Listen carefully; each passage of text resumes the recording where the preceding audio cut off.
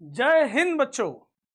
आइए त्रिविम ज्यामिति के सेकंड लेक्चर में हम देखते हैं 2018 से 2024 तक के PYQs हम डिस्कस करेंगे। प्रीवियस लेक्चर में हमने कुछ क्रिटिकल थिंकिंग वाले क्वेश्चन किए थे और 2018 के पहले वाले क्वेश्चंस किए थे। तो आज हम आगे के क्वेश्चंस देखेंगे।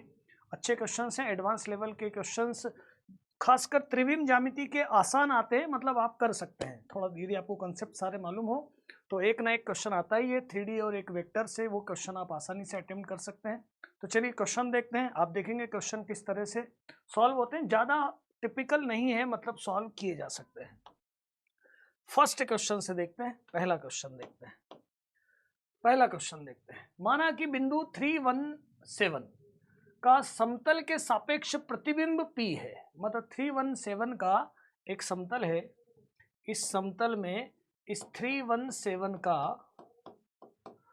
प्रतिबिंब जो है वो P है, इसमें प्रतिबिंब P है। तो सबसे पहले हमको प्रतिबिंब निकालते आना चाहिए। देखिए जो जो लिखा है, यदि थ्योरी उसकी मालूम है, अपन उस हिसाब से बढ़ेंगे तो कोई आसान क्वेश्चन हो जाएंगे। अब P एक पॉइंट मिल जाएगा, मतलब प्रतिबिंब निकालेंगे। P एक पॉइंट मिल जाएगा, P से गुजरने वाले और इस रेखा को समाविष्ट करने वाले समतल का समीकरण। तो एक बिंदु है और एक रेखा है, एक लाइन है और एक पॉइंट है। यदि ऐसा मालूम है तो समतल का समीकरण निकाला जा सकता है। तो सबसे पहले प्रतिबिंब निकालना। प्रतिबिंब कैसे निकाला जाए, प्रतिबिंब का फॉर्मूला देखते हैं। प्रतिबिंब के लिए हम ऐसा करते हैं, पहले तो मैंने मान लिया ये एक प्लेन है ना, ये एक समतल है। मैं इसको एक बार और कॉपी कर देता हूँ। ये समतल है और इसके ऊपर एक पॉइंट है और इसका प्रतिबिंब है P पॉइंट है, इसका प्रतिबिंब है P। ये पॉइंट है आपका 317 और प्रतिबिंब मैंने मान लिया अल्फा, बीटा और गामा। ये इसका प्रतिबिंब है, ये इसका प्रतिबिंब है। और समतल का समीकरण क्या है? समतल का समीकरण है x minus Y plus Z minus 3 बराबर 0। प्रतिबिंब का कंसेप्ट लगाते हैं। अल्फा माइनस 3 अपॉन में 1, अल्फा माइनस 3 यहाँ जो भी कोएफिशिएंट है, और beta minus 1 upon minus 1 divided by, और गामा माइनस 7 ये अपॉन में 1 और इक्वल टू माइनस 2। अब ये पॉइंट रख दो इसमें, 3 माइनस 1 प्लस 7 माइनस 3 और नीचे a square B square C square. इस तरह से प्रतिबिंब निकालते हैं। मतलब प्रतिबिंब निकालते यदि आपको आता है तो आप पॉइंट P आराम से निकाल सकते हैं। पॉइंट P हम यहाँ पर फाइंड आउट करते हैं, देखते हैं क्या आता है। देखें जरा क्या आता है। तो 317 था ना, 317 माइनस 3, ये देखो 3 तो कैंसिल हो रहा है, 3 तो कैंसिल हो रहा है। अल्फा माइनस 3 अपॉन 1 बराबर beta minus 1 upon minus 1, gamma minus 7 upon 1, और ये कितना होगा? तो ये होगा 6, 6 टू जा 6 दूनी 12, माइनस 12 बटे 3, माइनस का 4, माइनस का 4। तो क्या हुआ?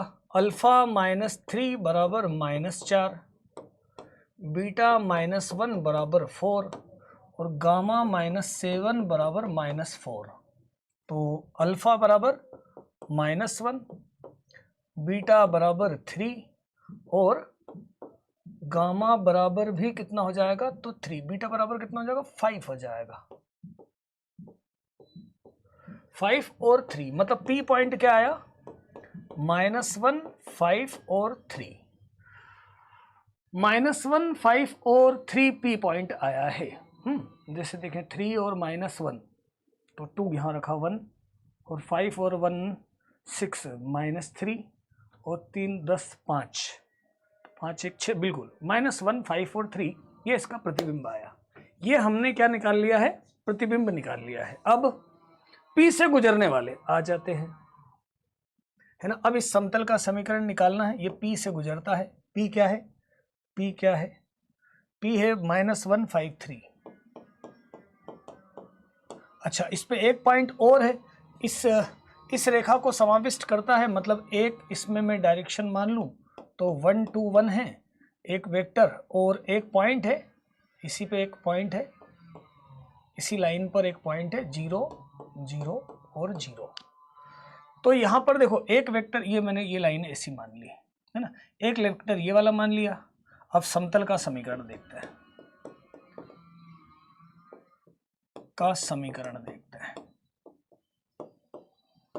तो ऐसा निकालते हैं। एक तो x y z मान लेता हूं, तो x minus 0, y minus 0, z minus 0।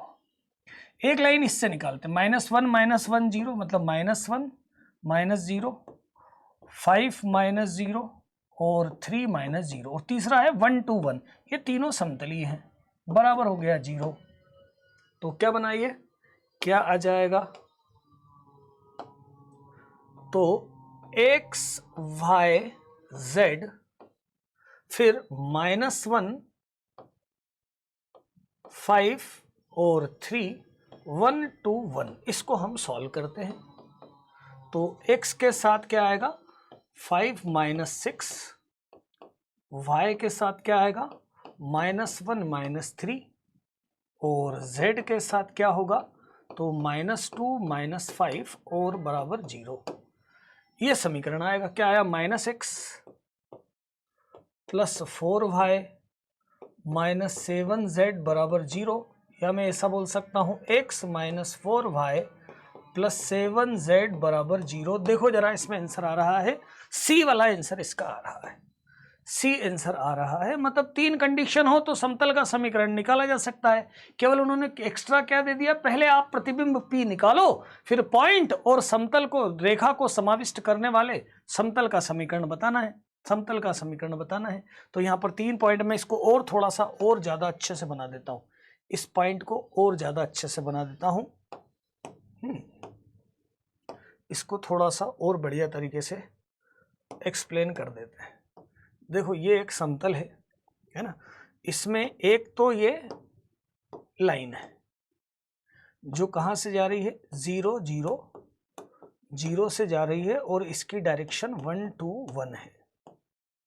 एक वेक्टर ये हुआ, एक P पॉइंट है, और एक मैं मान लेता हूँ यहाँ पर x y z।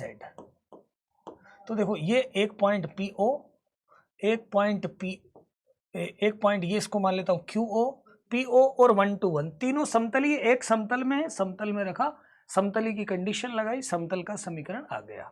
आगे देखते हैं नेक्स्ट क्वेश्चन।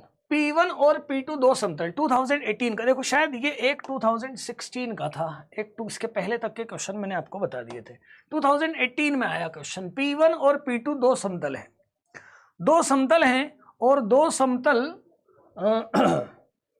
बस दो समतल है, तो सत्य कथन बताना है। क्या क्या पूछा है, P1 और P2 की प्रतिच्छेदी रेखा के दिक् अनुपात। प्रतिच्छेदी रेखा के दिक् अनुपात, देखो प्रतिच्छेदी रेखा मतलब ऐसा है, एक समतल और ये आपका दूसरा समतल, ये है आपकी प्रतिच्छेदी रेखा। मतलब ये इसका नॉर्मल है मान लो m, और इसका नॉर्मल है n। तो m क्या है, m है 2 1 -1, और n क्या है, n है 1 2 1। इन दोनों से लंबवत दो समतल है, दो समतलों के लंबवत से ये प्रतिच्छेदी रेखा, तो इसका हमें इसके दिक् अनुपात निकालना है। तो इसके दिक् अनुपात क्या आएंगे, प्रतिच्छेदी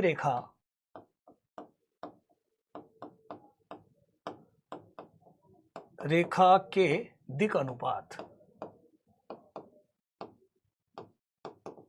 तो ऐसे निकालेंगे, m क्रॉस n से निकाल लेंगे, i j k, दोनों से लंबवत है रेखा, दोनों का अभिलंब है ये, और ये लाइन जो है दोनों समतल की प्रतिच्छेदी रेखा है।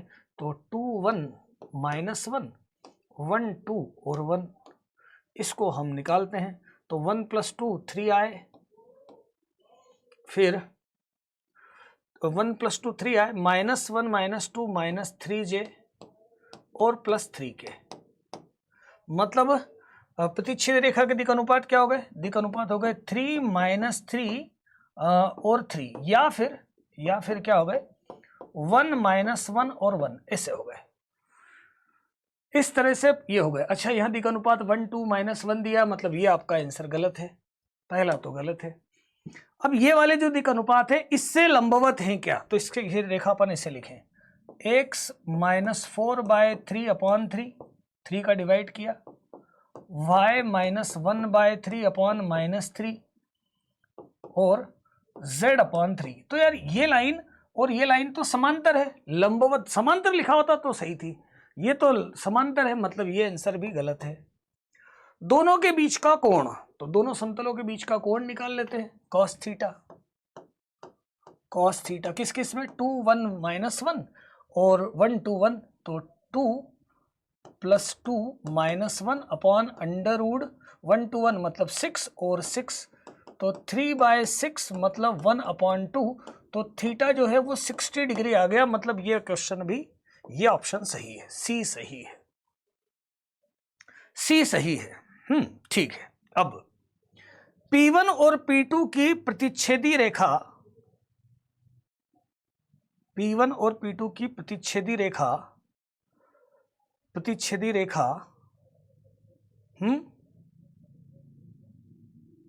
और 4 to 1 से गुजरने वाला समतल,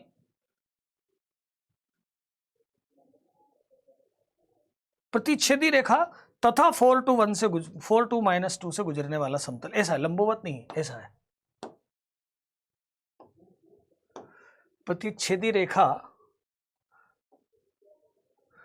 इन दोनों की प्रतिच्छेदी रेखा तथा 4 to -2 से गुजरने वाले समतल का समीकरण। तो देखो यार, ये प्रतिच्छेदी रेखा, प्रतिच्छेदी रेखा, अच्छा प्रतिच्छेदी रेखा के लंबवत, ठीक है ठीक है ठीक है, प्रतिच्छेदी रेखा के लंबवत मतलब P3 के, ऐसा बोलूंगा P3 का जो है लंबवत बोला है ना, तो ऐसा हो जाएगा P3 का अभिलंब, ये हो गया 1 -1 और 1, तो समीकरण बना x minus Y plus Z बराबर अपन मान लेते हैं लेमडा, ये हो गया P3, क्योंकि इससे लंबवत मतलब यही अभिलंब है, इसकी प्रतिच्छेदी रेखा जो है उस समतल के अभिलंब के दिक् अनुपात है, जो प्रतिच्छेदी रेखा के अनुपात है वो इस P3 के अभिलंब के दिक् अनुपात है। तो x माइनस वाई और प्लस जेड बराबर क्या मान लिया, अब इसको इस पॉइंट रख देते हैं, ये पॉइंट जो है ये पॉइंट इसमें डाल देते हैं, तो 4 -2 बराबर लेमडा, मतलब लेमडा बराबर आ गया 0, 0 आया तो समतल क्या आया, P3 आ गया, P3 समतल आ गया है x minus Y plus Z बराबर 0, इतना आया है। अब 211 से P3 की दूरी, 211 से P3 की दूरी, 211 मतलब यहाँ रखो 2 1 और 1, और इससे √1² और 1², यही दूरी का फॉर्मूला है। दूरी का फॉर्मूला क्या होता है, तो 2/√3, 2/√3 आया, मतलब P3 से दूरी कितनी है, 2/√3 है, 2/√3 है। लंब की लंबाई का सूत्र लगाया, ax1 by1 cz1 plus d/√a²b² c², 2/√3। Length of perpendicular, दूरी निकाली है P3 की 211 से।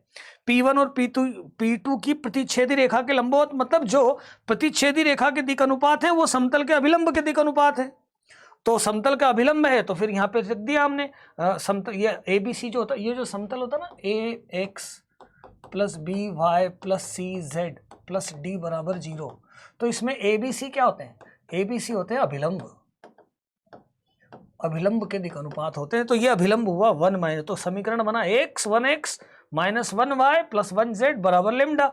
लेमडा निकालने के लिए पॉइंट का यूज किया, लेमडा 0 आया, समतल का समीकरण बना, उसकी डिस्टेंस निकाली हमने 211 से, तो क्या 2/√3 आई, मतलब B और C और D इसका करेक्ट ऑप्शन है। नेक्स्ट क्वेश्चन देखते हैं, नेक्स्ट क्वेश्चन देखते हैं 2020 का question. Alpha beta gamma delta वास्तविक संख्याएं हैं, रियल नंबर्स हैं, ऐसी हैं कि alpha square plus beta square plus gamma square is not equal to 0, मतलब अल्फा बीटा और गामा तीनों 0 नहीं है, सिंपल इससे ये मालूम पड़ता है। एक दिया है हमारे पास अल्फा प्लस गामा बराबर 1, एक इक्वेशन तो हमारे पास ये है, क्या, alpha plus gamma equals to 1, ठीक है भाई, alpha plus gamma equals to 1, एक तो ये दे रखा है। हाँ, फिर इसके बाद इसके बाद बिंदु 3 2 -1 का इस समतल में ये प्रतिबिंब है, मतलब ऐसा है, ऐसा है, ये समतल है और इसमें एक बिंदु है और उसका ये प्रतिबिंब है। बिंदु है, मान लेते हैं क्या है, बिंदु क्या है, 3 2 और -1 है, और इसका जो प्रतिबिंब है, प्रतिबिंब क्या है, 1 0 और -1 है ना। और समतल क्या है, समतल है alpha x plus beta y plus gamma z बराबर डेल्टा। ऐसा ये पूरी इंफॉर्मेशन हो गई। अब हमें अल्फा बीटा गामा देखना है, क्या है, अल्फा बीटा गामा डेल्टा सभी देखना है क्या है। ठीक है, ठीक है। एक तो पी क्यू का जो मध्य बिंदु है, ये जो है, ये इसका मध्य बिंदु है, इसको बोलूं मैं एम, ये मध्य बिंदु है एम, पी क्यू का मध्य बिंदु है, पी क्यू का मध्य बिंदु है। मध्य बिंदु कैसे निकाले, 3 + 1 4/2 मतलब 2, 2 + 0 मतलब 1, और -1 - 2/1 -1। ये मध्य बिंदु, ये मध्य बिंदु इसको संतुष्ट करेगा। तो दूसरा समीकरण आ जाएगा 2 अल्फा प्लस बीटा और माइनस गामा बराबर डेल्टा। ये एक समीकरण, ये दूसरा समीकरण, ये भी आसानी से निकल गया। यहां तक भी बात हो गई। एक तो दे ही रखा था, दो रिलेशन हो गए, 4 वेरिएबल हैं, मतलब अभी हमें और रिलेशन इसमें चाहिए पड़ेंगे। अब क्या देखें, देखो समतल का अभिलंब, समतल का अभिलंब यहां से देखा जाए तो यह है अल्फा बीटा गामा, और ये एक पैरेलल है पी क्यू के। भाई पी क्यू भी वही है ना, पी क्यू भी अभिलंब ही है, पी क्यू भी समतल का अभिलंब है, अल्फा बीटा गामा भी समतल के अभिलंब है, तो दोनों प्रोपोर्शनल है। मतलब ऐसा समझ लो पैरेलल है या प्रोपोर्शनल है ना। लेंथ अलग अलग हो सकती है लेकिन प्रोपोर्शनल है। इसी का है direction ratio alpha beta gamma, और इसी का, इससे अपन पी क्यू निकाल सकते हैं। मतलब ऐसा बोल सकता हूं कि अल्फा बीटा गामा पैरेलल है। यहां से देखो, इसमें से इसको किसी में से किसी को भी घटाते जाओ तो 2 और 2 और 0। इसका मतलब अल्फा जो है वो 2 लेमडा है, इसको मान लेते हैं अपन, कुछ भी के मान लेते हैं, के लेमडा मान सकते हैं, मान सकते हैं। बीटा इक्वस टू भी 2 लेमडा है, और गामा इक्वस टू 0 है। इन दोनों से ये भी समझ में आता है कि अल्फा और बीटा बराबर है, अल्फा बीटा बराबर है। अब यहां पर आ जाओ, गामा 0 है तो अल्फा हो जाएगा 1 और बीटा भी हो जाएगा 1, क्योंकि अल्फा और बीटा बराबर है। तो गामा आ गया है अपना 0, गामा है 0, अल्फा और बीटा दोनों है 1 1। अब ये तीनों वैल्यू यहां रखो तो 2 + 1 - 0 बराबर डेल्टा, मतलब डेल्टा बराबर 3 आ गया। भाई मैंने सारे रिजल्ट आपके सामने निकाल दिए, सारे रिजल्ट। अब देख लो अल्फा प्लस बीटा कितना है, अल्फा प्लस बीटा कितना है, देखते जाओ। अब क्या है, अब तो कुछ बचा ही नहीं यार, अब तो केवल वेरिफिकेशन करना है। अल्फा प्लस बीटा 1, ये भी अल्फा, ये भी 1, 1 + 1 2, correct answer. Delta minus gamma, delta है 3, गामा है 0 बराबर 3, मतलब ये भी correct answer. Delta plus beta, ये है 3 और ये है 1, ये 4, ये भी करेक्ट आंसर। ये है 1 1 0 और ये है 3, तो ये बराबर नहीं है, मतलब ये गलत आंसर। क्या आंसर है, ए बी और सी, 3 इसके आंसर आ गए। ए है, बी है और सी है, 3 इसके आंसर आ गए। ये भी सवाल बिल्कुल देखो आप, एडवांस 2020 में पूछा गया था, और क्वेश्चन बिल्कुल आपसे आराम से हो सकता था। केवल क्या क्या ध्यान रखना था, दोनों बिंदुओं का मध्य बिंदु डाल दो, और जो पी क्यू के दिक अनुपात है वो अल्फा बीटा गामा के प्रोपोर्शनल है, मतलब उससे डबल या मतलब के टाइम्स हो सकते हैं। तो alpha beta gamma P Q के दिक अनुपात निकाले हमने, 2 2 और 0, दोनों क्या है, पैरेलल है, मतलब अल्फा 2 लेमडा। अब अल्फा बीटा बराबर आ रहा है, गामा 0 आ रहा है। बस यहां से हमने अल्फा बीटा गामा और डेल्टा सबकी वैल्यू निकाली। क्वेश्चन आसानी से सॉल्व होने वाला था। ये भी देखो, अभी तक तीनों क्वेश्चन, एक आपका 2016 का देखो वही आप ये देखो 3 डायमेंशन ज्योमेट्री का क्वेश्चन बिल्कुल, यदि आपको थ्योरी बराबर है, कंसेप्ट क्लियर है, अब जैसे आपको यहाँ प्रतिबिंब निकालते ही नहीं आता हो तो बात अलग है, लेकिन जैसे पहले वाले में प्रतिबिंब निकालते आता है तो प्रतिबिंब से पी पॉइंट निकाल लो, फिर एक पॉइंट और लाइन एनसीईआरटी का क्वेश्चन हो जाता है। इसी प्रकार देखो इस क्वेश्चन में क्या था, इस क्वेश्चन में ये तो वही है, इसके बाद क्या था, दो समतल दिए थे सिंपल। अब यह देखो इससे सिंपल क्या हो सकता है भाई, दो समतलों प्रतिच्छेदी रेखा मतलब दोनों के अभिलंब का क्रॉस प्रोडक्ट कर लो, क्रॉस गुणन, सदिश गुणन, तो आपको प्रतिच्छेदी रेखा के दिक अनुपात मिल जाएंगे। लंबवत की कंडीशन लगा के देख लो, दोनों के बीच का कोण निकाल लो, और जब अभिलंब और पॉइंट है तो समतल का समीकरण P3 निकाला और डिस्टेंस निकाला। ये भी क्वेश्चन आसान था और ये भी क्वेश्चन आसान था, तीनों क्वेश्चन आराम से सॉल्व होने वाले क्वेश्चन थे। अब एक प्यारा क्वेश्चन 2022 में पूछा गया। 2022 में अब जो क्वेश्चन पूछा गया, अब इस क्वेश्चन पर थोड़ा अपन गौर करेंगे। दो समतल है, दो समतल देख रहे हैं अपन, समांतर तो नहीं है ये भाई, समांतर तो नहीं है, रेशो बराबर बराबर नहीं है भाई, एक 5 है, एक 3 है और फिर 3 है, मतलब रेशो बराबर नहीं, समांतर समतल नहीं है, मतलब दोनों समतल इंटरसेक्ट करेंगे, ये पक्का है। अब P1 और P2 दो समतल हैं, चतुष्फलक के दो फलक है, चतुष्फलक की फलक है, मतलब एक चतुष्फलक जैसे बना दूं मैं, एक चतुष्फलक बना दूं, यदि मैं ऐसा बना देता हूं चतुष्फलक एक,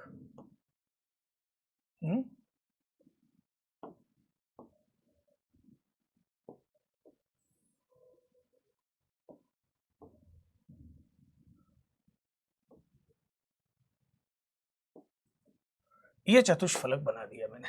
ये एक समतल अपन मान लेते हैं P1 और ये एक समतल मान लेते हैं P2। अब देखो दो समतल हैं, दो समतल हैं, है ना, प्रतिच्छेदी रेखा है उनकी, है ना, और एक तीसरी लाइन देखो, ये वाला, ये जो है ये प्रतिच्छेदी रेखा है। इसमें से अपन एक एक चीज देखें, ये तो प्रतिच्छेदी रेखा है, एक तो ये हो सकती है प्रतिच्छेदी रेखा, देखें जरा इसकी, दोनों समतलों की, एक तो प्रतिच्छेदी रेखा हो सकती है, दो फलक है, P1 है और P2 है, P1 है और P2 है, और ये लाइन स्क्यू लाइन है, ये लाइन इससे दूर वाली लाइन है, मतलब ना तो इससे पास हो रही है। अच्छा ये जो दो लाइन है, अब सुनो जरा, चार, इसमें कितनी एजेस है, 1 2 3 4 5 6, 6 एज के बारे में अपन जरा सोचते हैं, 6 एजेस के बारे में हम यहां पर सोचते हैं, क्या क्या हो सकता है, देखो जरा, एक एज तो हो सकती है, एक भुजा तो हो सकती है कि दोनों का प्रतिच्छेदी रेखा। चलो मैं प्रतिच्छेदी पहले रेखा निकाल लेता हूं, प्रतिच्छेदी रेखा के दिक अनुपात,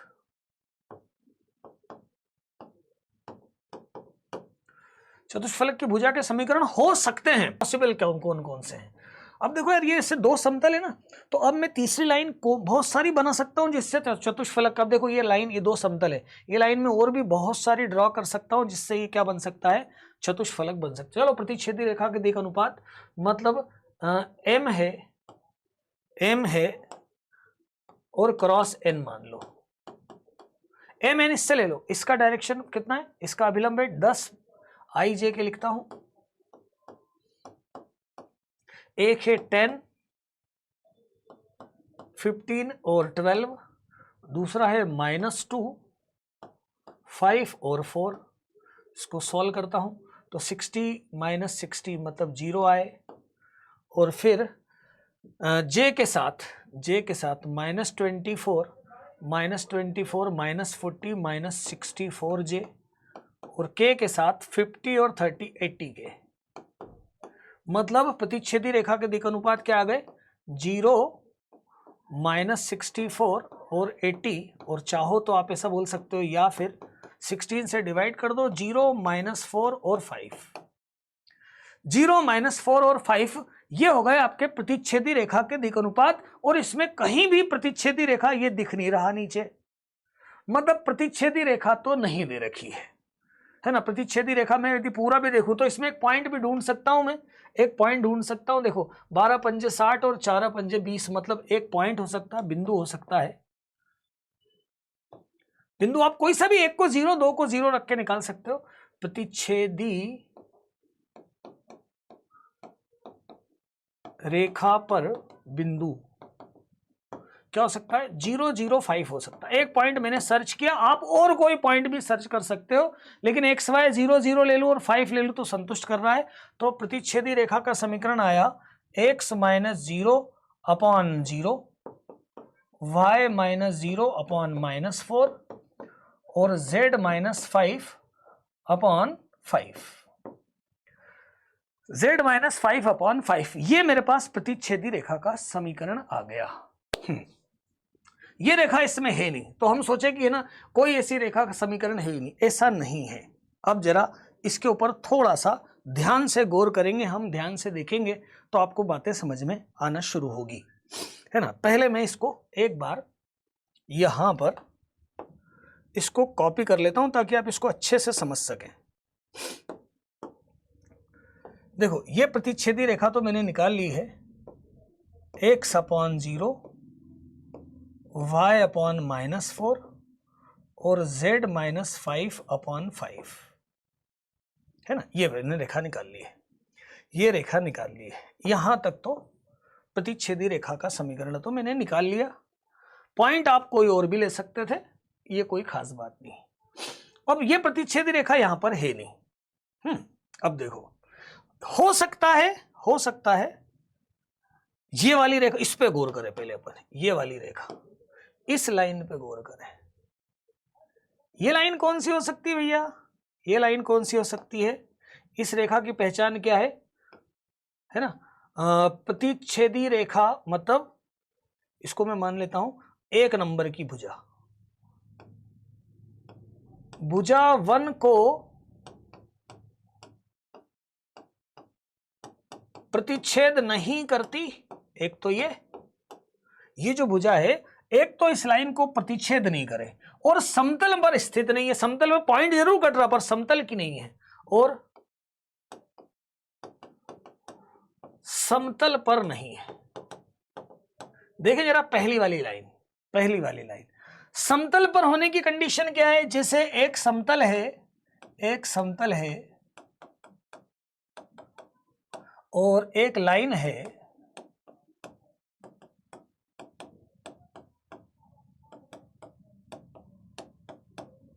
तो देखो समतल की कंडीशन एक तो एक कोई पॉइंट सेटिस्फाई करे और एक ये होना चाहिए AL plus BM plus CN बराबर 0, ताकि ये रेखा इस समतल पे मतलब LMN और ABC क्या होना चाहिए? लंबवत। LMN रेखा के दिक् अनुपात, ABC समतल के दिक् अनुपात एक ही होना चाहिए और पॉइंट इसको सेटिस्फाई भी करना चाहिए, रेखा के सारे बिंदु इसको संतुष्ट करना चाहिए, ऐसा होना चाहिए, है ना। अब देखो ये रेखा इसमें अपन देखें, इस लाइन में देखें तो 0 into 10, 0 into 15, 5 into 12, 0 नहीं हो रहा, मतलब पक्की बात कि ये समतल के पैरेलल नहीं है ना। अच्छा ये लाइन इससे इंटरसेक्ट हो रही क्या? ये लाइन इससे इंटरसेक्ट हो रही, ऐसी ये लाइन, दोनों लाइन के देखो, ये दोनों रेखाएं जो दिख रही ना मुझे, रेखा समतल पर है मतलब रेखा समतल पर है के लिए पहले तो ये कंडीशन लगना चाहिए, दूसरा पॉइंट लगना चाहिए। यही वाली कंडीशन अप्लाई नहीं हो रही इसके साथ, ना इसके साथ हो रही है ना इसके साथ हो रही, इसमें भी यही हो रहा, ना तो इसके साथ ये कंडीशन अप्लाई हो रही है और ना ये कंडीशन अप्लाई हो रही। मतलब ये दोनों ऐसी लाइन है जो समतल पर तो नहीं है, अब समतल पर नहीं है, लेकिन इस लाइन को इंटरसेक्ट भी नहीं करना चाहिए, मतलब इस लाइन को, इस रेखा को प्रतिच्छेद भी नहीं करना चाहिए। मान लो प्रतिच्छेद करेगी तो फिर ये लाइन कहां से चली जाएगी? यहां से चली जाएगी। तो देखिए प्रतिच्छेद करती है या नहीं करती है ना। जैसे इसको मैंने मान लिया लेमडा, तो इस रेखा का पॉइंट कितना है? 0 माइनस 4 लेमडा 5 लेमडा प्लस 5, है ना। अब इसको एक बार मैं लेता हूं, फर्स्ट लाइन बोल देता हूं इसको, है ना। इसको अपन देखें फर्स्ट वाली लाइन के लिए पॉइंट में मान लूँ इसको म्यू मान लूँ तो 1 और 5 म्यू प्लस 5। देखो जरा ये इंटरसेक्ट होती हैं क्या दोनों? तो 1 बराबर 0 ही नहीं है, मतलब इंटरसेक्ट नहीं होते। अरे इंटरसेक्ट होने के लिए क्या होना चाहिए? बराबर होना चाहिए ना। तो 1 बराबर 0 ही नहीं है तो प्रतिच्छेद तो नहीं होता, प्रतिच्छेद नहीं होता है और प्रतिच्छेद नहीं होता, समतल पर भी नहीं है, मतलब ये वाली लाइन है ये। अब ये लाइन बहुत सारी हो सकती है, इसमें भी यही कंडीशन है। और सेकंड लाइन के साथ देखो, सेकंड लाइन भी यदि मैं पॉइंट ऑफ इंटरसेक्शन लेता हूं म्यू, सेकंड लाइन में पॉइंट ऑफ इंटरसेक्शन लेता हूं तो -5 म्यू प्लस 6 और 2 म्यू और 3 म्यू। देखें ये बराबर है क्या, जैसे मान लो -5 म्यू प्लस 6 बराबर 0 किया तो म्यू बराबर 6/5 आया। अच्छा 2 म्यू -4 लेमडा बराबर 2 म्यू किया तो -4 लेमडा बराबर 12/5 तो लेमडा बराबर -3/5 आया। अब ये तीसरा वाला पॉइंट लूँ, इसको और इसको लूँ कि 3 म्यू बराबर, ये वाली यहाँ वैल्यू पुट करूँ तो ये आ रहा है 18/5 और ये कितना आ रहा है -3 + 5 बराबर नहीं आ रहा, मतलब अप्रतिच्छेदी है। अब देखो रेखा, देखो इन दोनों लाइन की खासियत क्या, एक तो किसी समतल पे नहीं है, एक तो किसी समतल पर नहीं है, इस रेखा को काटती भी नहीं है, इंटरसेक्ट भी नहीं करती, इसका मतलब ये कोई तीसरी लाइन है। और ये देखो दो प्लेन ऐसे बने, दो प्लेन ऐसे बने, तीसरी लाइन कोई सी भी होगी तो वो टेट्राहेड्रल बनाएगी। अरे तीसरी लाइन कोई भी होगी जो समतलों को कट करेगी, समतल के समांतर तो है नहीं, दो पॉइंट पे कट करेगी, दो प्लेन है और ये पॉइंट, ये प्लेन पूरा प्लेन है पर ये लाइन इसको कट कर रही है तो ये एक क्या बन रहा है, आपका चतुष्फलक बन रहा है। तो ये दोनों लाइन पॉसिबल है, ये भी पॉसिबल है, ये भी पॉसिबल है। थर्ड वाली लाइन को देखते हैं, थर्ड वाली लाइन को देखते हैं, है ना, थर्ड लाइन को देखते हैं। थर्ड लाइन में क्या है, इसको मैंने एक बार फिर से म्यू मान लिया, ये कितना है, ये कितना है। देखो थर्ड वाली लाइन, सबसे पहले तो थर्ड वाली लाइन के साथ ये वाला तो नहीं आ रहा है, लेकिन ये जो थर्ड लाइन है इसके साथ यदि मैं देख रहा हूं P2 के साथ, P2 और थर्ड लाइन, P2 और थर्ड लाइन देखता हूं, P2 और थर्ड लाइन, तो देखो -4 का 4 कितना आ रहा है, -2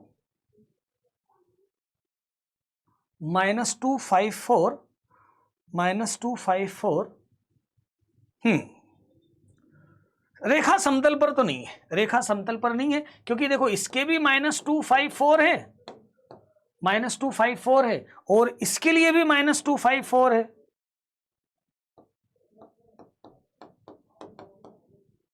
मतलब रेखा समतल पर तो नहीं, रेखा समतल पर होती तो ये कंडीशन आती, ये तो बराबर 0 नहीं आ रहा, ये तो रेखा जो है समतल पर नहीं है, समतल के लंबवत है।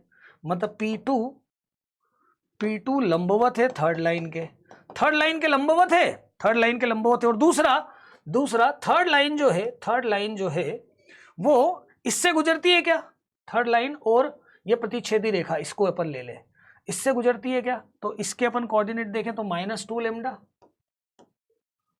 और बराबर एक 0 ले लो, फिर -2 म्यू, इसको म्यू से लेते हैं, इसको अब इसको म्यू से लेते हैं, -2 म्यू, इससे लिया 0 और फिर 5 म्यू + 4, 5 म्यू + 4 और इससे लिया अपन ने -4 लेमडा और फिर लास्ट वाला 4 म्यू 5 लेमडा + 5। देखो ये आ रहा है म्यू 0, ये 0 म्यू 0 रखा तो लेमडा आ रहा है -1 और ये दोनों यहां पे रखा तो ये आएगा 0 और ये -5 + 5, मतलब प्रतिच्छेद करती है, प्रतिच्छेद करती है। मतलब ये वाली लाइन इस लाइन को इंटरसेक्ट करती है, लेकिन P1 और P2 के समांतर नहीं है, मतलब P1 और P2 पे नहीं है। मतलब ये लाइन कुछ ऐसी है, ये लाइन कुछ ऐसी है,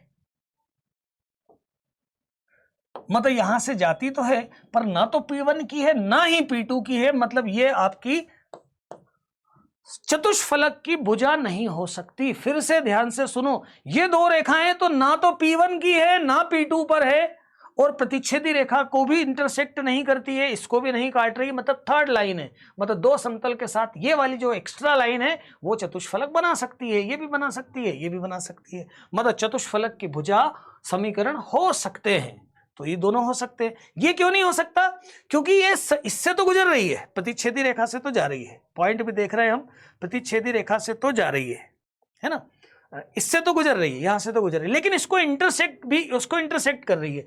स्क्यू लाइन नहीं है, इस समतल से भी नहीं गुजर रही है, इसी लाइन के क्या है, परपेंडिकुलर है, एक पॉइंट से मतलब क्या है, स्क्यू लाइन नहीं है, मतलब प्रतिच्छेद हो रही है। अब यदि रेखाएं प्रतिच्छेद हो रही हैं, रेखाएं प्रतिच्छेद हो रही हैं और किसी समतल पर नहीं है, मतलब ये चतुष्फलक की भुजा नहीं हो सकती। लास्ट वाले को देखें अपन, आखिरी वाला देखें, लास्ट वाले पे गौर करें, लास्ट वाले पे गौर करें, आखिरी वाले पे देखें क्या है भाई, ये लास्ट आखिरी लाइन जो है वो क्या है, वो क्या है,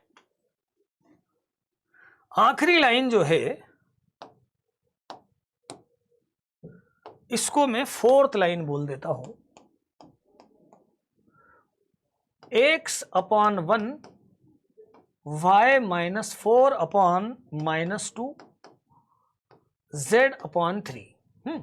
अच्छा, समतल पहले वाले समतल से तो ये नहीं आ रही, देखो दूसरे वाले समतल क्या है, -2 5 4 है, और रेखा के दिशानुपात क्या है, 1 -2 और 3 है ना। अच्छा, ये जो 0 4 0 है, ये जो 0 4 0 है इसको संतुष्ट भी कर रहा है, 0 4 0 इसको भी संतुष्ट कर रहा है, इसको भी संतुष्ट कर रहा है, और ये लाइन दोनों देखो आप जरा, -2 -10 +12 0 आ रहा है, मतलब ये वाली लाइन या तो ये लाइन है या फिर ये लाइन है, या तो ये लाइन है और या फिर ये लाइन है, और 0 4 0 पे इंटरसेक्ट हो रही है, मतलब एक ना एक भुजा यह भी है, मतलब ये भी चतुष्फलक की भुजा हो सकती है।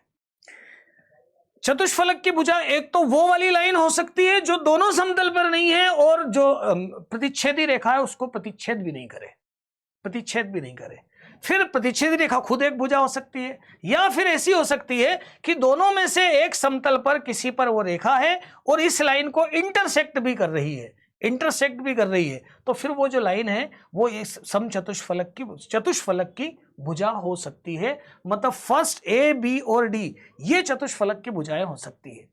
इसको अब यहां पे गड़बड़ क्या होती है, इसको देख के आपने केवल इतना सोचा कि जो प्रतिच्छेदी रेखा है बस वही निकाल लो और वही नहीं मिले तो आंसर मत लगाओ, तो गड़बड़ हो जाएगी। उसने बोला है चतुष्फलक की कौन सी भुजा संभव है, तो ये एक ऐसी भुजा है ना तो प्रतिच्छेदी रेखा को इंटरसेक्ट कर रही है, ना P1 की है ना P2 की है, मतलब एक ऐसी रेखा है कि ऐसे दो समतलों को ये ऐसा इंटरसेक्ट करेगी, तो ये दो समतलों के साथ चतुष्फलक बना सकती है ये दोनों।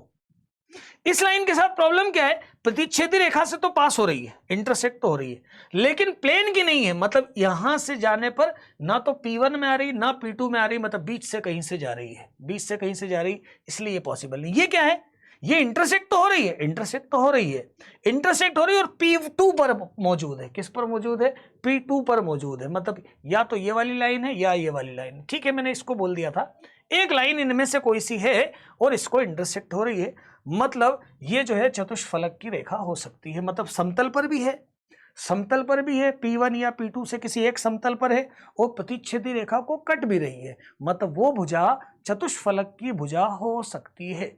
ऐसा ये क्वेश्चन था, थोड़ा सा अच्छा क्वेश्चन था। अब एक क्वेश्चन और देखो, रेखाएं L1 और L2 दो रेखाएं हैं, L1 और L2। L1 है R बराबर lambda I plus J plus के, दो स्क्यू लाइन्स है, एक ऐसी लाइन है, ऐसी लाइन है, ये लाइन जो है वो 0 0 0 से गुजर रही है, और है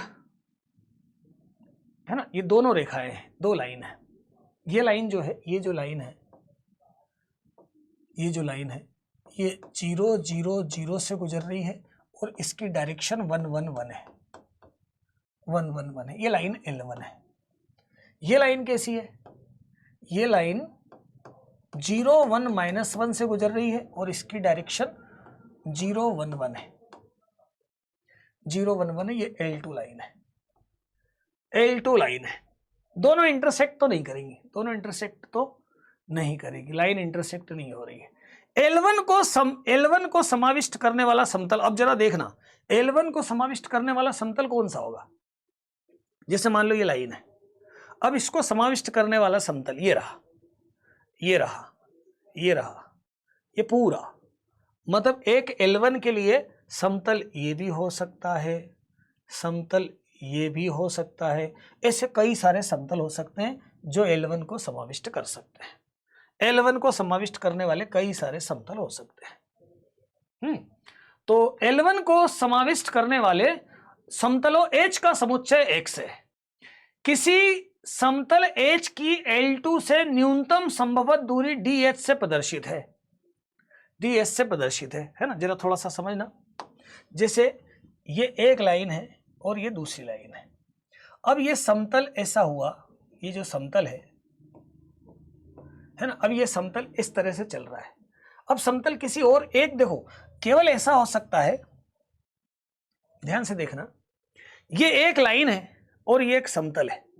अब इस लाइन, ये लाइन ऐसी निकलाई है, इस लाइन और इस समतल की, इस लाइन और इस समतल की बीच की दूरी कैसी हो सकती है? तो बीच की दूरी, ये लाइन ऐसी जाएगी तो समतल को कट करेगी, तो समतल को इंटरसेक्ट कर सकती है, समतल को इंटरसेक्ट कर सकती है ना। दो लाइन है ऐसी, एक लाइन है, एक ऐसी लाइन है। अब ये समतल है, अब ये समतल थोड़ा ऐसा है या ऐसा, ध्यान से समझना यार, ध्यान से समझना। ये बात समझ में आ गई तो बिल्कुल मजा आ जाएगा। देखो ये एक समतल है ना, और ये एक इस पे लाइन है, और यहां एक L2 लाइन है, यहां एक L2 लाइन है। अब क्या होगा, ये जो L1 है, L1 लाइन को, है ना, L1 लाइन को समाविष्ट करने वाला समतल, ये दूसरी लाइन, ये वाला जो समतल, जब ये वाली लाइन और ये समतल दोनों पैरेलल हो जाएंगे तो ही ये इंटरसेक्ट नहीं करेंगे। यदि पैरेलल नहीं हुए, मतलब समतल थोड़ा भी ऐसा हुआ, टिल्ट हुआ, तो लाइन उसको इंटरसेक्ट करेगी। मतलब सुनो यार, एक रेखा और एक समतल के बीच की न्यूनतम दूरी होगी 0, न्यूनतम दूरी होगी 0। केवल एक ही कंडीशन होगी, हमें यहां पूछा है, देखो न्यूनतम संभव दूरी होगी 0। अब हमें पूछा है H0 समतल के लिए DH अधिकतम है, मैक्सिमम है, तो मैक्सिमम कब हो सकती है? तो मैक्सिमम का केस ये रहा, मैक्सिमम का केस ये रहा। देखो इस लाइन, ये लाइन क्या है, एक पहले तो L1 है, L1 ये है ना, L1 ये मैंने समतल मान लिया H0 है। L1 क्या है, R बराबर लेमडा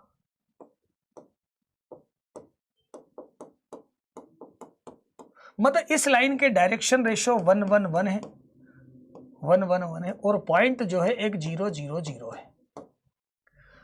ये रेखा, ये समतल और ये लाइन L2, ये हो गए समांतर, ये हो गए समांतर, तभी मैक्सिमम दूरी होगी। यदि ये समांतर नहीं हुआ तो फिर ये इंटरसेक्ट हो जाएगी। यदि ये इसके पैरेलल नहीं हुआ समतल, तो ये लाइन इसको इंटरसेक्ट कर जाएगी कहीं ना कहीं। और इसकी डायरेक्शन क्या है? इसकी डायरेक्शन है 0 1 1, 0 1 1। अभी ये समतल H0 है, H0 है। तो देखो समतल का समीकरण, H0 का समीकरण निकाल लेते हैं। H0 का समीकरण, एक लाइन एक डायरेक्शन ये है, मैं इसको लिखता हूं पहले, एक तो 0 0 0 पॉइंट है और एक XY Z ले लेता हूं। तो एक लाइन तो ये हो गई, x - 0 y - 0 z - 0। एक लाइन की डायरेक्शन ये हो गई 1 1 1, और ये भी लाइन इसके पैरेलल ही है, तो एक और हो गई 0 1 1। तो ये हुआ आपका समतल का समीकरण। कितना आया? तो कितना आया? 1 1 0 1 1 0 1 1 0 1 1। एक मिनट, 0 1 1 यार, ये I - J I + K होना चाहिए। ये जो है, एक मिनट, क्वेश्चन अपन करेक्शन देख ले, यदि कुछ ऐसा होता है तो, ऐसा होता है तो इसका करेक्शन देख ले।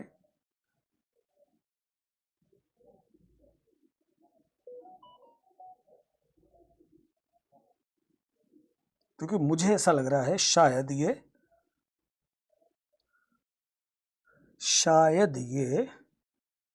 वो नहीं है। एक मिनट,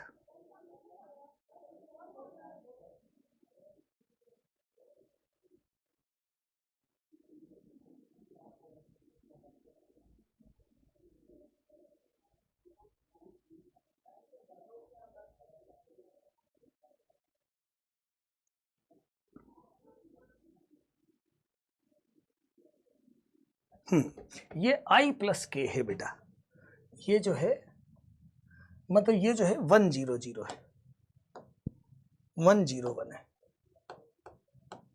1 0 1 है, ऐसा है। मतलब ये जो है ये 1 0 1 है, तो 1 0 1 है। अब देखते हैं तो x 1 minus 0 minus y 1 minus 1 plus z 0 minus 1, तो x माइनस z बराबर 0। ये आ गया आपका क्या, H0 का समीकरण।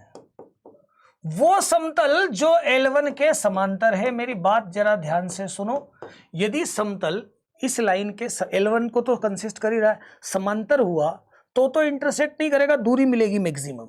और यदि समांतर नहीं हुआ, जैसे मान लो ये ऐसा, ये रेखा ऐसी, समतल थोड़ा सा ऐसा हुआ तो कहीं ना कहीं ये इंटरसेक्ट कर जाएगा, तो DH0 हो जाएगा, तो DH0 हो जाएगा। ये लाइन L1 इस पे और ये लाइन L2 है ना। अब ये लाइन AC L2 है, अब मैंने समतल को थोड़ा भी टिल्ट किया तो ये लाइन इसको इंटरसेक्ट कर जाएगी, तो मिनिमम डिस्टेंस 0 हो जाएगा। एक ही कंडीशन हो सकती है, जब समतल जो है, जब समतल L1 के ऊपर तो है, L1 L2 के समांतर नहीं है, पर ये जो समतल है, ये समतल ऐसा चल रहा है, समझ लो ये ऐसा समतल है, ये ऐसा चल रहा है, तो जब ये समतल L2 के पैरेलल होगा तो DH निकलेगा। मतलब इस हिसाब से L1 के लिए एक पॉइंट है, डायरेक्शन है, और L2 की डायरेक्शन भी समतल के समांतर हो जाए, समतल के समांतर हो जाए, तो एक 1 0 1, एक 1 1 1 और एक x minus 0, y minus 0, z minus 0, ये तीन समतले हैं। तो ये जो H0 का समीकरण हुआ, H0 का समीकरण हो गया, ये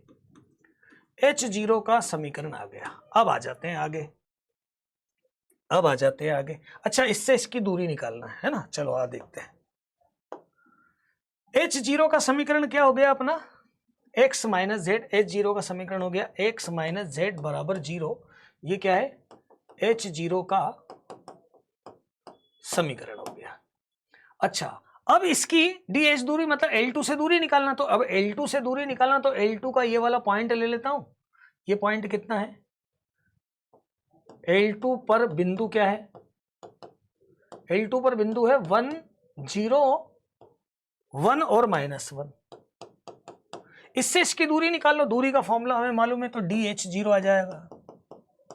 कैसे आएगा, यहां पे रखो 0 1 और ये 1 और अपॉन में √2, तो 1 अपॉन √2 मतलब फर्स्ट वाले का 5 वाला आंसर होगा।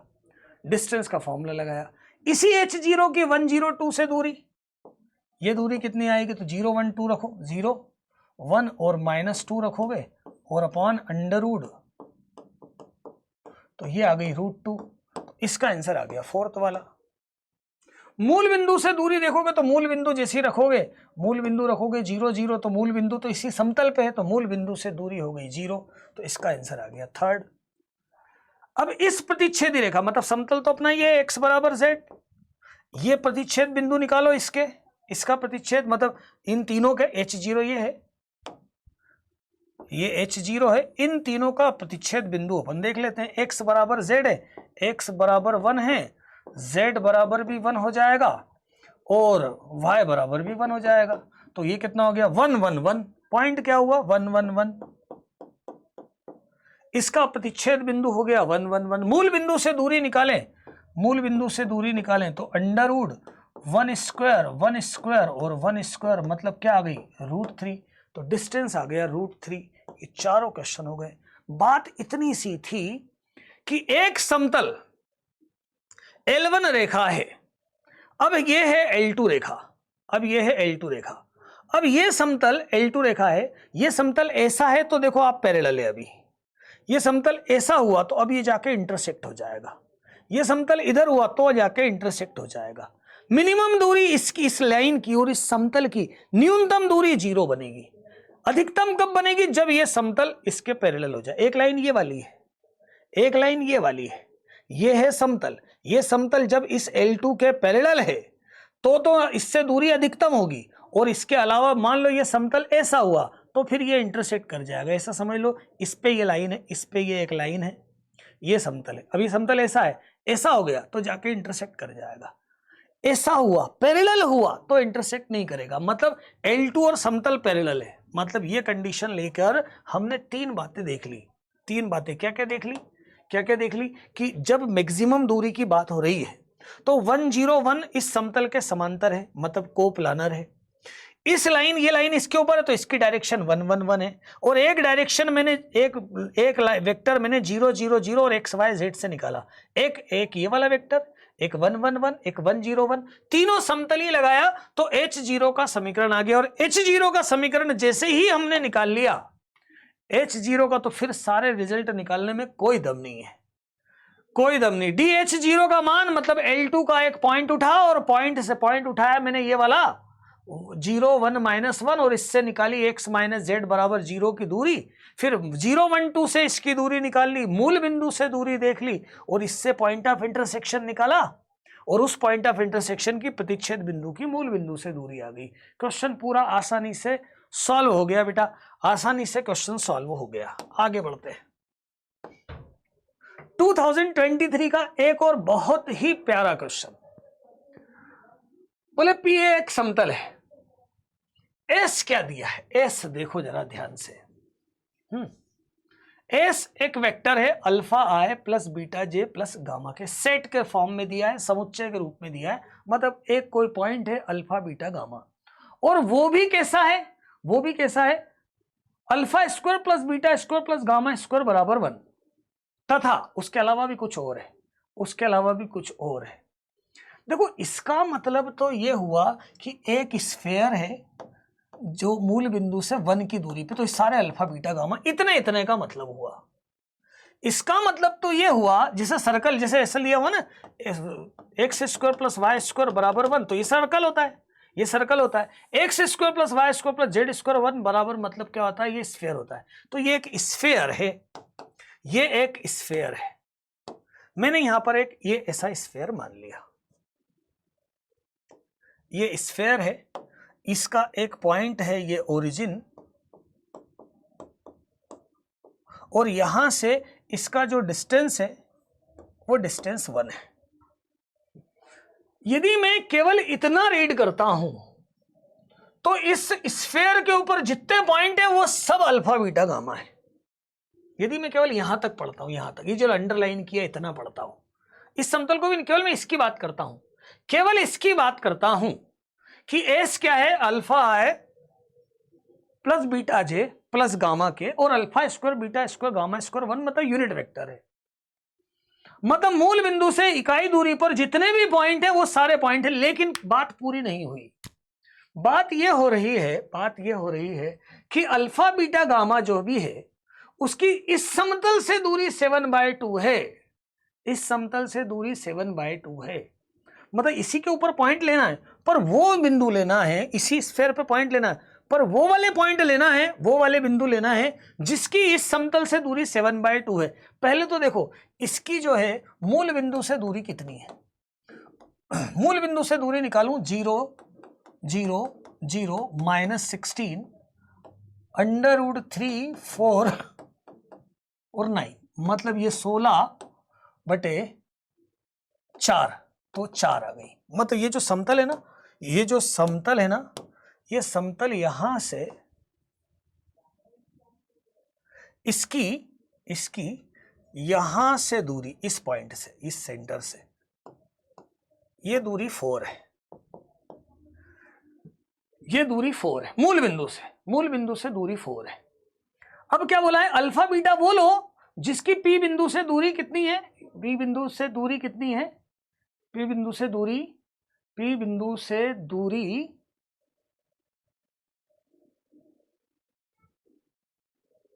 पी से दूरी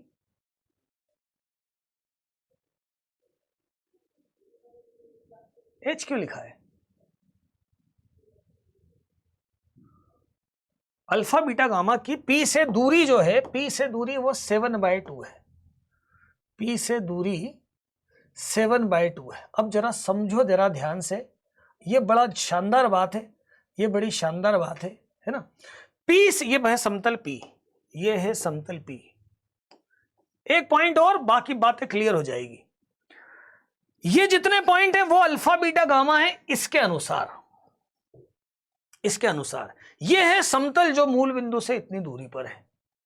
अब इस पे मुझे वो वाले बिंदु लेना है, वो वाले बिंदु लेना है जो 7/2 की दूरी पर हो। तो ये वाला डिस्टेंस तो 0 है। तो देखना मैंने जरा यहां पर एक समतल बनाया, इससे 7/2 की दूरी पे, 7/2 की दूरी पे एक समतल बनाया है ना, एक समतल बनाया। अच्छा, एक समतल बनाया 7/2 की दूरी पे। जरा ध्यान से देखना बेटा, इसमें यहां जरा ध्यान से देखना। यदि मैंने 7/2 की दूरी पे बनाया है समतल, 7/2 की दूरी पे बनाया है समतल,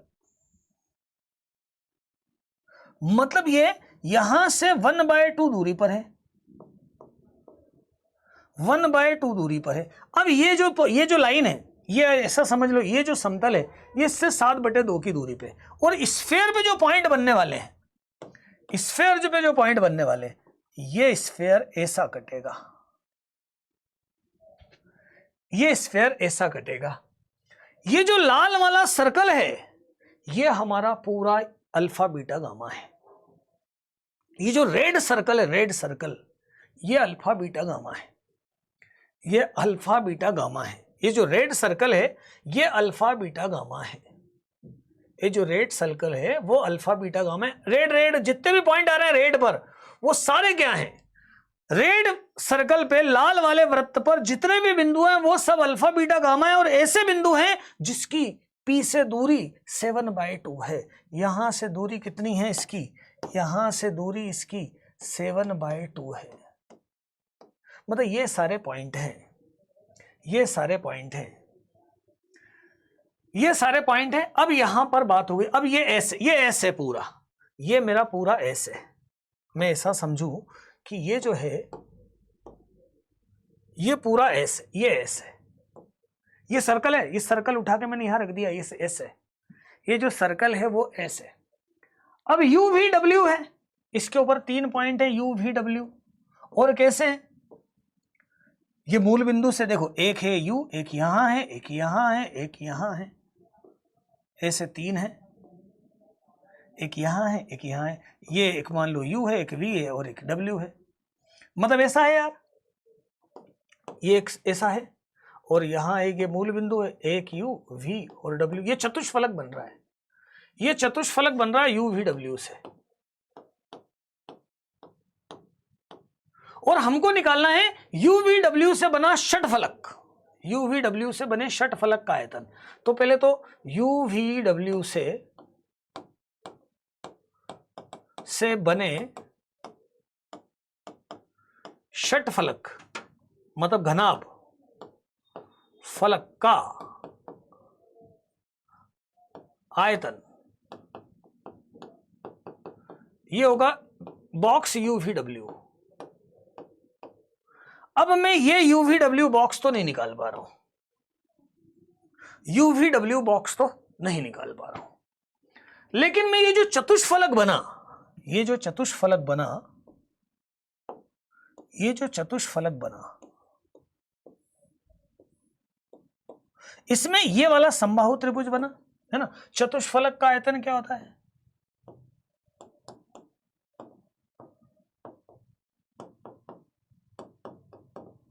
चतुष्फलक का आयतन होता है 1/6 UVW, हमने पढ़ा है। या फिर ऐसा बोलते हैं 1/3 आधार का क्षेत्रफल गुणित ऊंचाई,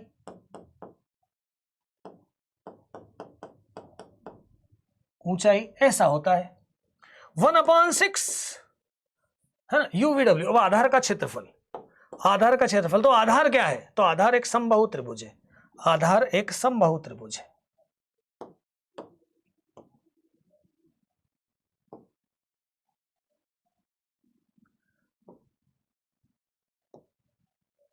ये एक समबाहु त्रिभुज है, आधार एक समबाहु त्रिभुज है। इसकी रेडियस कितनी है?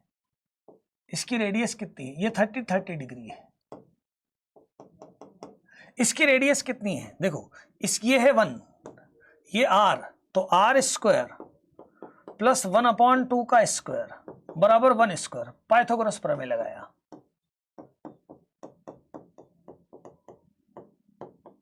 पाइथागोरस प्रमेय, तो r स्क्वायर बराबर 3/4, तो r है √3/2, तो r है इसमें √3/2। अब ये पूरी भुजा है a, ये समझ लो ये a/2 है,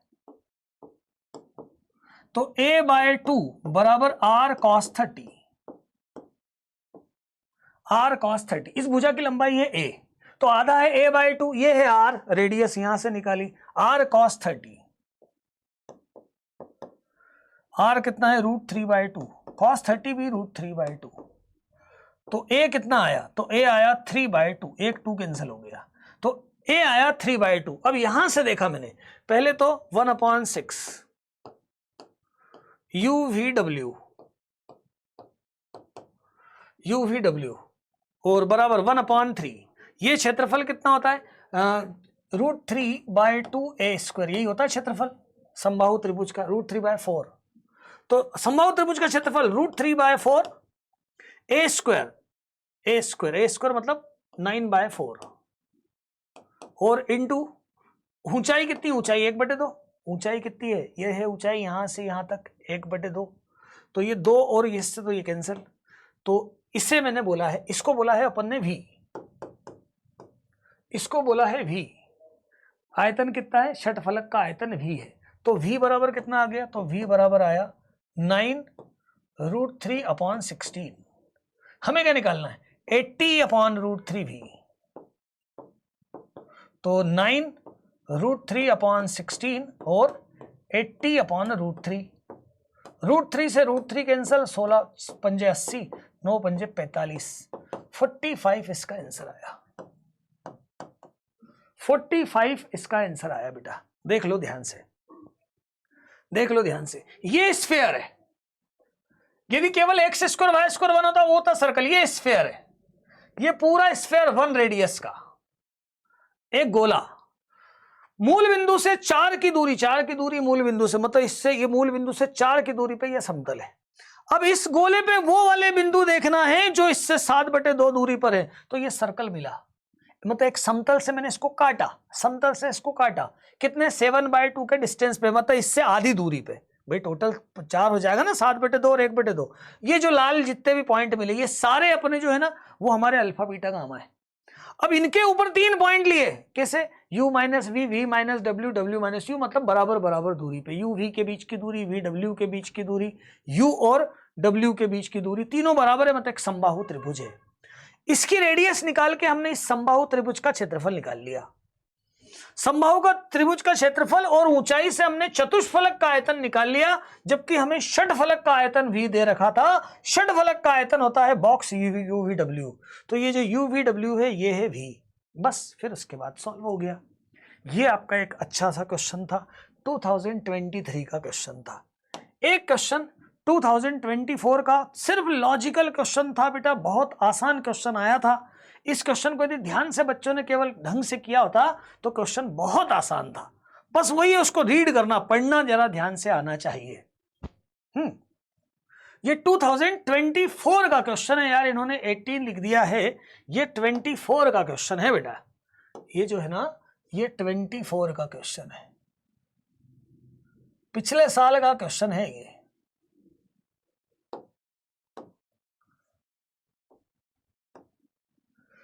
ट्वेंटी 24 का क्वेश्चन है। इस क्वेश्चन को अपन ध्यान से देखते हैं। r³ मतलब x, y और z अक्ष, मतलब स्पेस की बात हो रही है, स्पेस में 3 पॉइंट है, मतलब x axis, y axis, z। r³ का मतलब मालूम है, r² का मतलब 2 डायमेंशन, 2 विमा, और r³ मतलब 3 तो बिंदु है p और q, p और q। x y की दूरी ऐसी प्रदर्शित है dx y से। अब s क्या है, s में x एक वेरिएबल है, x है, और कैसा है x कि dxp, मतलब ऐसा बोल दो कि xp का स्क्वायर, इसका मतलब क्या हुआ, इसका मतलब हुआ xp स्क्वायर xq स्क्वायर बिंदु पथ 50 है ना, और यहां पर y चल रहा है, y वेरी हो रहा है, इसका मतलब क्या है yq का स्क्वायर yp स्क्वायर, ये भी 50। 2 बिंदु पथ है। अब वेरिएबल पॉइंट अपन मान लेते हैं xyz, तो xyz से इसकी पहले दूरी निकालते हैं, xyz से p की दूरी निकालते हैं, है ना, ये से बोलता हूं मैं xp स्क्वायर। x क्या है, x क्या वेरिएबल पॉइंट, r³ में दे रखा है x, मतलब x xyz में ले सकते हो, यहां भी वेरिएबल पॉइंट है y, तो एक्स पी स्क्वायर में ऐसा बोल सकते एक्स पी स्क्वायर 50 है, तो मैंने इसको ऐसा लिख लिया एक्स माइनस 1 का स्क्वायर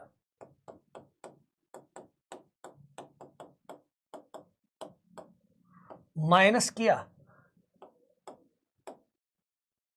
4 का स्क्वायर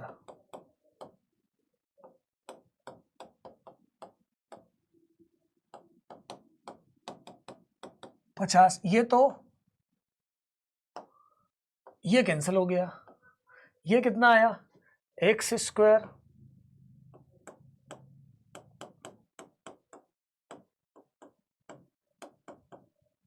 नाइन, और यहां पर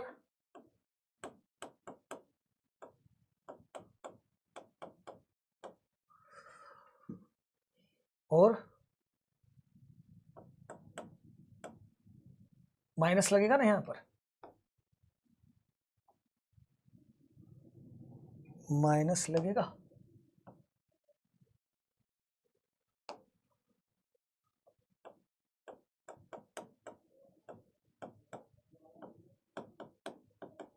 ऐसा है, इसको सॉल्व करें, एक्स स्क्वायर और जेड स्क्वायर तो कैंसिल, ये माइनस 2x मतलब बचा 6x, 6x बचा है और 6x बचा, z कितना बचा है तो 8z, और बाकी क्या बचा तो 9 1 10 है ना, 1 है और 9 है, मतलब ये हो गया 40।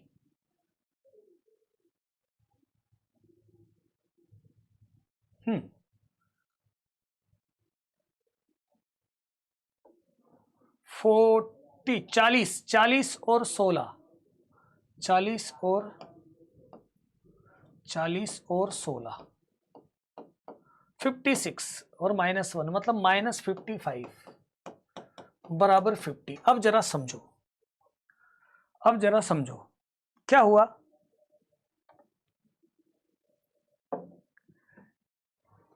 इसका समीकरण ये आया, तो इसका समीकरण क्या होगा, जस्ट उल्टा। देखो यहां पर ऐसा लोकस है कि पहले p का डिस्टेंस बात हो, तो इसमें सीधा सीधा दूसरा ऐसा आ जाएगा कि इसी में माइनस लग जाएगा, मतलब एक इसका क्या आ जाएगा, इसका क्या आ जाएगा -6x प्लस 8z माइनस 55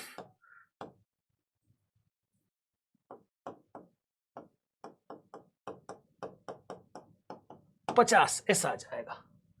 तो एक तो बनेगा 6x प्लस 8z बराबर 105 और एक बनेगा 6x प्लस 8z बराबर 5। ये दो समांतर समतल हैं,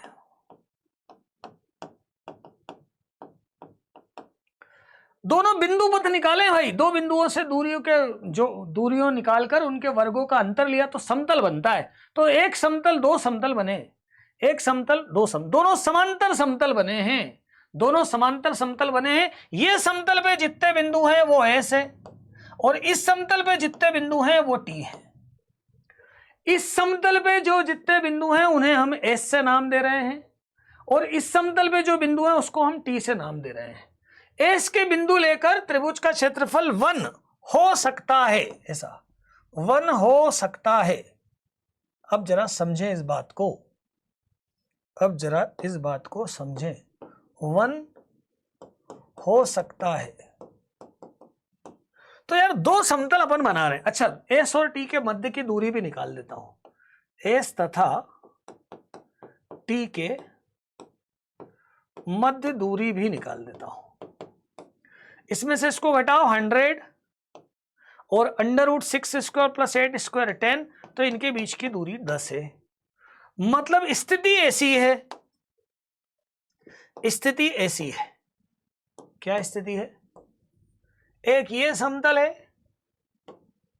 एक ये समतल है और इनके बीच की दूरी 10 है। ये समतल है, ये एस समतल है और ये समतल है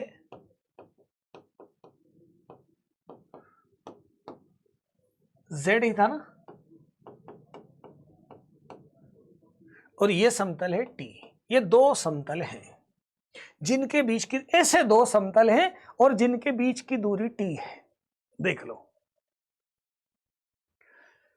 ऐसे दो समतल हैं जिसके, ये एक समतल है, एक्स क्या है, वेरिएबल पॉइंट, चर बिंदु अपन एक्स वाई जेड मान लो। यहां से देखा हमने एक समीकरण निकला, एक समतल का समीकरण। यहां y है वेरिएबल, चर बिंदु y के हिसाब से y कैसा मूव करेगा, तो चर बिंदु को हम एक्स वाई जेड से रिप्रेजेंट करते हैं। तो ये जो दूरी है वो ये वाली आ गई। क्या आ गए, दो समतल आ गए। कैसे समतल आ गए, समांतर समतल आ गए। उनके बीच की दूरी कितनी आ गई, तो उनके बीच की दूरी 10 आ गई। यहां तक अपन ने पूरा कंक्लूजन निकाल लिया इसमें जो जो हो रहा है। अब बोले एस के बिंदु लेकर त्रिभुज का क्षेत्रफल 1 हो सकता है क्या, तो यार एस ये रहा। अब एस में तुम कहीं भी त्रिभुज, कितना छोटे से छोटा, बड़े से बड़ा त्रिभुज बना सकते हो, कैसा भी त्रिभुज बना सकते हो। तो ऐसा क्षेत्र, ऐसा त्रिभुज बना सकते हो तुम एस पे, ऐसा त्रिभुज एस पर बना सकते हो कि जिसका क्षेत्रफल 1 हो। मतलब ये बिल्कुल संभव है। टी में एल और एम दो बिंदु इस प्रकार है कि एल एम का प्रत्येक बिंदु टी में, यार जब तुम जब टी में दो बिंदु ले रहे हो, टी में दो बिंदु ले रहे हो, तो ये बताओ जब टी पे तुमने दो बिंदु लिए, टी है समतल, एल एम लाइन है, तो एल एम का हर एक बिंदु कहां, टी पर है कि नहीं है, तो एल एम का प्रत्येक बिंदु टी पर है। बिल्कुल आसान सी बात थी, बस समतल का समीकरण समझ में आ जाए। समतल पर दो लाइन है, दो बिंदु है एल एम वाली रेखा टी पर होगी कि नहीं होगी, समतल पे है तो पूरी लाइन किस पर होगी, समतल पर ही होगी। मतलब ये बात भी बिल्कुल करेक्ट है, ये बात भी बिल्कुल करेक्ट है। अब देखो, दो शीर्ष एस से और दो शीर्ष टी से लिए और 48 पेरीमीटर के आयत बनाना है, तो यार बना सकते हैं। देखो यहां जो अपन आयत बनाएंगे ना, ध्यान से सुनो, आयत बनाएंगे ना, तो दो बिंदु यहां लेंगे और दो बिंदु यहां लेंगे, आयत बनाना है। ये 10, ये 10, ये आयत, तो हो सकता है ये 10 हो जाए और यहां 14 ले लो, तो देखो टोटल 48 बन जाएगा। मतलब एक ऐसा आयत, मैं ऐसा बोलना चाहूंगा, है ना। देखो एक ऐसा बोलना चाहूंगा मैं, एक ये आयत है ना, ये आयत जिसका परिमाप 48 है। देखो परिमाप यदि 20 से कम हुआ तो फिर दो बिंदु इसके और दो बिंदु इसके नहीं हो पाएंगे, क्योंकि 10-10 तो ऐसे ही हो गए ना भाई, ऊपर से नीचे तक पहुंचना तो पड़ेगा ना आपको। पर आपने 10 से ज्यादा लिया, मतलब 20 से ज्यादा लिया, इसका है 48, तो ऐसा समझ लो ये 10, ये 14 और ये 14। अब ऐसे ये बिंदु दो एस पर और ये दो बिंदु टी पर, ऐसे कई सारे प्लेन में इसमें निकाल सकता हूं। मतलब अनंत समतल ऐसे आ सकते हैं जिनका पेरीमीटर कितना है, 48 है। मतलब ये भी बिल्कुल संभव है। दो शीर्ष एस और दो शीर्ष टी से लेकर बने 48 परिमापों के आयतों की संख्या तो अनंत है। अच्छा, 48 परिमाप का एक ऐसा वर्ग है जिसके दो शीर्ष एस पर और दो शीर्ष टी पर है ना, दो शीर्ष एस पर आए और दो शीर्ष टी पर आए, ऐसा वर्ग बन सकता है क्या। कैसा परिमाप है, कैसा परिमाप है, एक बोले वर्ग बनाओ, ये वर्ग कितना, 12 मीटर का।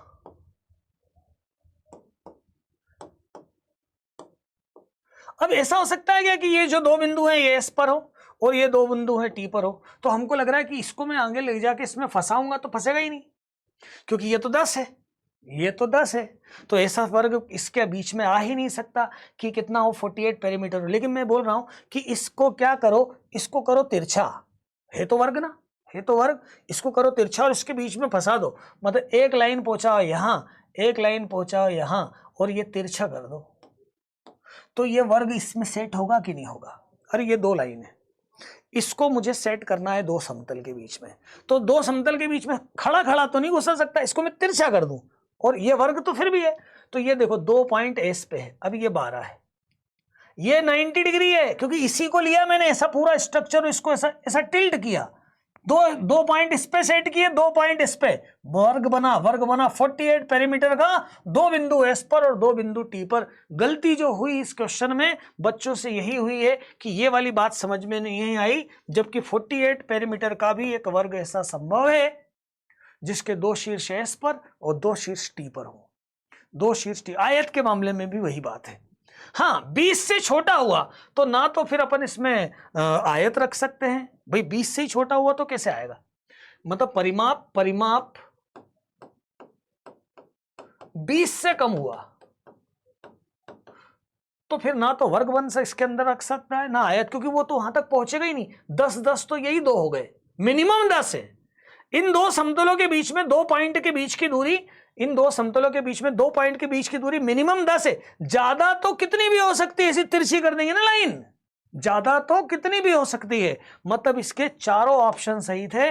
बच्चों से इस क्वेश्चन को करने में गलती हुई लास्ट वाले ऑप्शन में। बाकी तो जिसने भी समझदारी से किया तो दो समतल के समीकरण तो आ ही गए थे। ये आपका पिछले साल आया हुआ क्वेश्चन था। इस प्रकार आपके सभी, मैंने आपको कौन से क्वेश्चन बता दिए, 3 डायमेंशन के क्वेश्चन बता दिए। आज के लिए इतना ही। थैंक यू ऑल, जय हिंद।